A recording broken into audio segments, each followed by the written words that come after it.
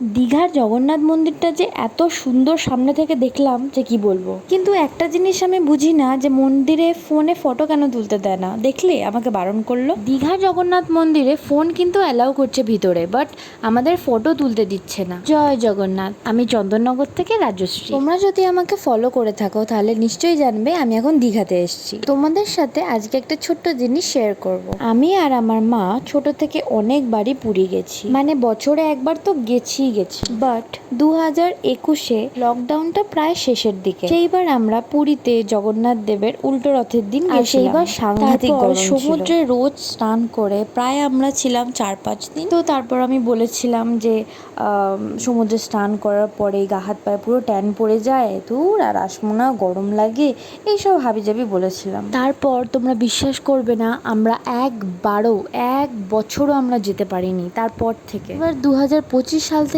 আমরা regret feel করি আর মনে পড়ে যায় আমাদের, জানি না কি করে মনে পড়ে। হ্যাঁ, হয়তো এটা বলেছিলাম ওই জন্য জগন্নাথ দেব রাগ করেছে আমাদের ওপর। তোমরা বললে বিশ্বাস করবে না যে আমরা এতবার যাওয়ার প্ল্যান করেছি, এতবার চেয়েছি যে আমরা যাব পুরী, যাব দর্শন করতে জগন্নাথ দেবকে, বাট একবারও পারিনি। তো লাস্ট অবধি আমরা এটা রিয়েলাইজ করতে পেরেছি যে হ্যাঁ, ভগবান না চাইলে আমরা ভগবানের কাছে যেতে পারবো না, কোনোদিনই যেতে পারবো না।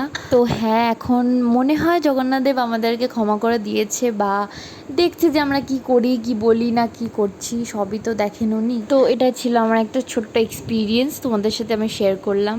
দেখো, তোমাদের সাথে গল্প করতে করতে আমার কিন্তু পুরো মন্দিরটা ঘোরা হয়ে গেছে। আর এই যে বিকেল বেলাটা মন্দিরের আলোগুলো জ্বলে উঠলো, চারিদিকে লোকজন, একটা মানে পুরো একটা স্পিরিচুয়াল ব্যাপার ওখানে। তো কারা কারা গেছো আমাকে একটুখানি বলো। আর আমার এক্সপিরিয়েন্স দারুণ, যারা যাওনি প্লিজ ভিজিট করো ওই জায়গাটা, জগন্নাথ দেবকে দেখো। তোমরা পুরীতে গিয়ে তো আমরা খাজা কিনি, বাট দীঘাতে এসে ফার্স্ট টাইম আমি খাজা কিনলাম। এটা ঘিয়ের খাজা ছিল আর খেতে এক্সিলেন্ট ছিল। তারপর আমরা হোটেলে চলে এসে খেয়ে নিলাম স্ন্যাক্স। এইটুকুনি ছিল আজকে তোমাদের সাথে শেয়ার করার। তো কেমন লাগলো অবশ্যই জানিও।